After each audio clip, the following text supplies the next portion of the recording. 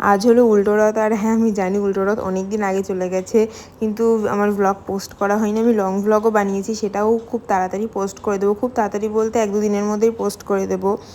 যাই হোক, তো আমি তো হেয়ার কাট করিয়েছিলাম, তো ওটাই আমি দেখাচ্ছিলাম যে হেয়ার কাটটা ভালো লাগছে কি না। মানে স্টাইল করানোর সময় তো ভালোই লাগে, নর্মালি কেমন লাগছে সেটাই দেখছিলাম।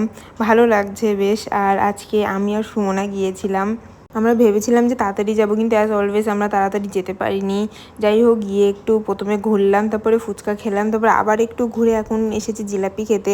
আর তারপরে আমি চিকেন পকোড়া নিয়েছিলাম। তো সায়নের আসার কথা ছিল, কিন্তু ওর কাজের জন্য অনেক লেটে এসেছিলো, ওই কারণে ওর জন্য একটু চিকেন পকোড়া নিয়েছিলাম, মানে ওর জন্য আর আমার জন্য আর কি। আর আসার সময় আমরা দেখলাম যে রথ আসছে, তো আমরা এখানে কিছু সময় দাঁড়িয়েছিলাম, তারপর সায়নের ওয়েটও করছিলাম, আর রথ দেখাও হয়ে গেল। সায়ন ফোন করে বললো যে চলে এসেছে।